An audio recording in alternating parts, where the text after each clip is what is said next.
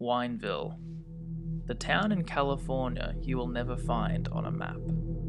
This town did indeed exist, and still technically does, though it is no longer known as Wineville. 1926 to 1928, the years in which a case known as the Wineville Chicken Coop murders took place. These abductions and murders received negative publicity nationwide.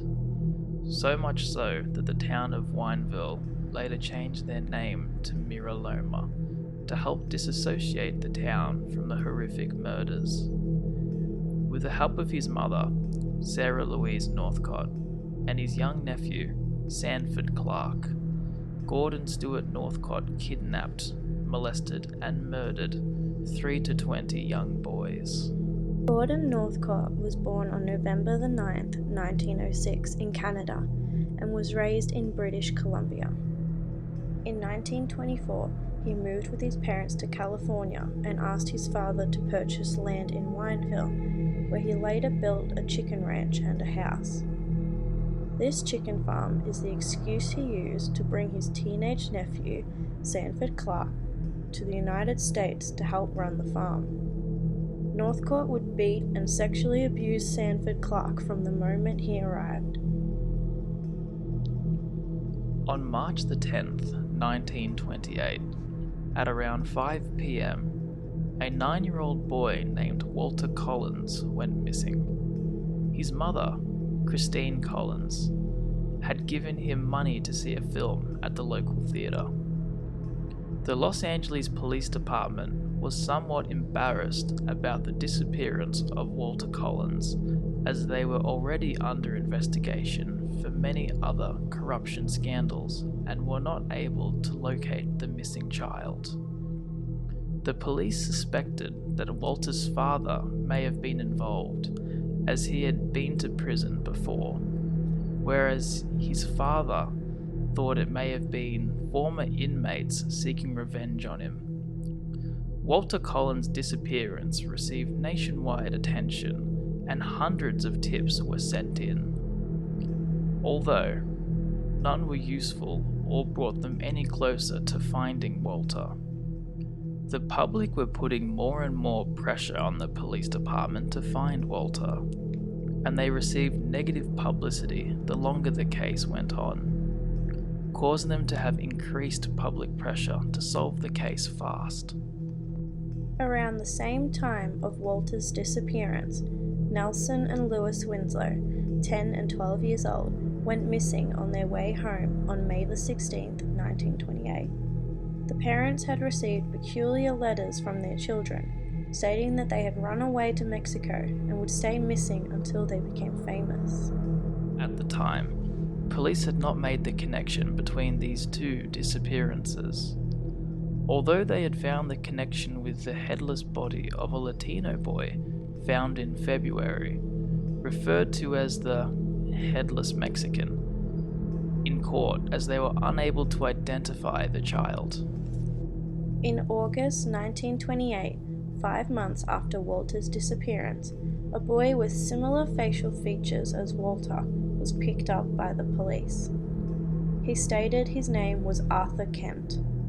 After being questioned about the missing child in California, Walter Collins, he quickly changed his story and revealed that his real name was indeed Walter Collins. The boy was sent to Los Angeles to be reunited with his mother. A public reunion was organized by the police, who hoped this would negate the negative publicity they had received for not being able to solve so many cases going on at the time. Christine Collins immediately said that the boy was not her son. The officer in charge of the case, Police Captain J.J. Jones, told Christine to, and I quote, "take him home to try him out for a couple of weeks." Christine hesitated, but took the child home as she did not want to leave him on the streets. 3 weeks after the reunion, Christine brought the boy back to the police station and persisted to Captain Jones that the boy was not her son. She brought with her Walter's dental records and signed statements from individuals that knew Walter, saying that this boy was not him. Jones committed her to the psychiatric ward at Los Angeles County Hospital. She was filed under a Code 12, which allows police to jail someone who was considered to be difficult to deal with or an inconvenience. During the time Christine was in the psychiatric ward, Jones questioned the boy, who admitted to lying about being Walter Collins. He said his real name was Arthur Hutchins Jr. and ran away from home with the intentions of getting to Hollywood to meet his favorite actor, Tom Mix. When Christine was finally released after Hutchins admitted to not being her son, she filed a lawsuit against the Los Angeles Police Department. On September the 13th, 1930, she won the lawsuits against Jones. He was supposed to pay $10,800, which is equivalent to $153,000 in 2019. Although Jones never paid a cent, in 1941, it was reported that Christine took Jones to Superior Court and attempted to collect a $15,562 judgment against him. At the chicken ranch, Sanford Clark would be forced to write letters home, assuring his family that he was doing well. Sanford's older sister, Jessie, found the letters to be suspicious, so took it upon herself to pay the ranch a visit and scope out the situation. Jessie stayed at the ranch for just a few days, which was enough for her to grow a fear of Northcott and learn about the crimes he had committed involving the murder of 4 boys. Sanford Clark had also mentioned to his sister that he feared for his life. Overwhelmed with this information, Jessie returned to Canada and informed an American consul of the crimes Northcott had committed. The consul took immediate action and wrote a letter to the Los Angeles Police Department. The LAPD first contacted the United States Immigration Service as there were some concerns over an immigration issue involving Sanford. On August 31st, 1928, 2 immigration inspectors visited the ranch. Northcott saw the agents arriving onto the property and told Clark to stall them, or he would shoot him from the trees with a rifle. After a few hours of stalling, Clark felt safe enough to tell them that Northcott had fled the property with his mother. They fled to Canada, but were arrested in British Columbia. On September the 15th, 1928, Sanford told investigators that Northcott had not only kidnapped him, sexually and physically abused him, but also forced him to watch and sometimes participate in the abuse and murders of many boys, including Walter Collins, Nelson, and Lewis Winslow. Northcott would take the boys into the chicken coop and kill them with an axe when he was bored of raping and abducting boys and releasing them afterwards. Northcott would cover their bodies in quicklime to destroy the evidence.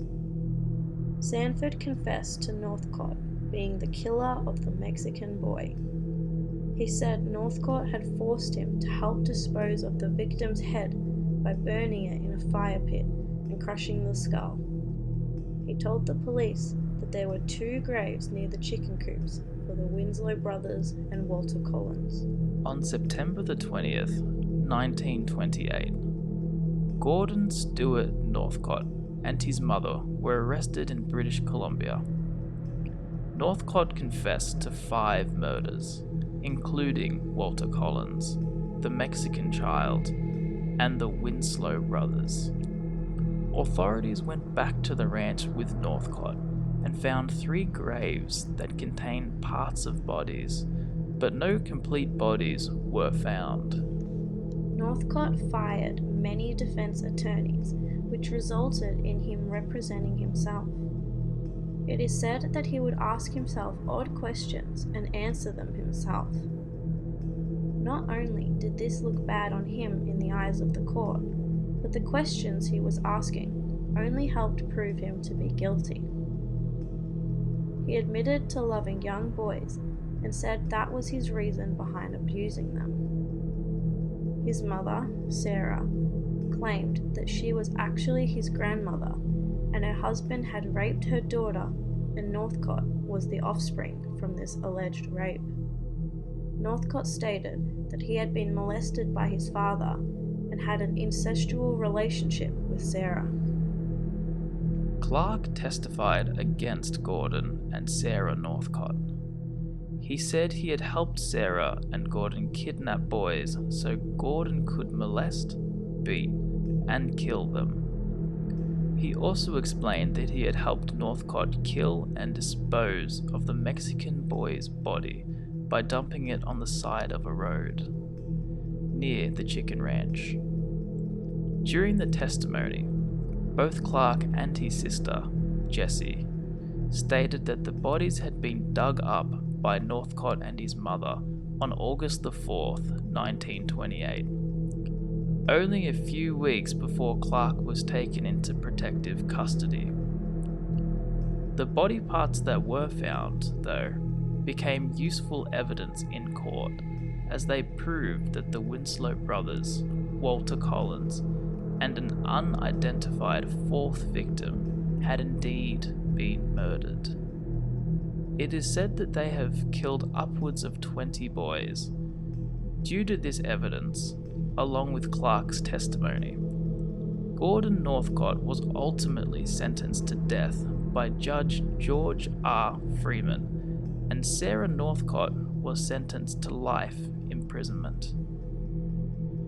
Sanford Clark was not tried for murder as they truly believed that he was not a willing participant and was a victim of Northcott's sexual abuse and death threats.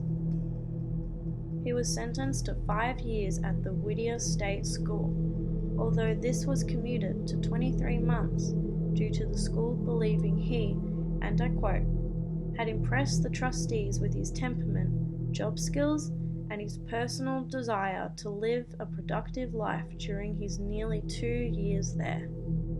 He died at the age of 78.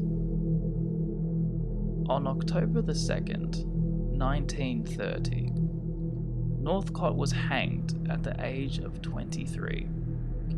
Wineville changed its name on November the 1st, 1930 to Mira Loma, which means view from the hill in Spanish. This was done to hopefully help disassociate the town from the horrifying Wineville Chicken Coop murders.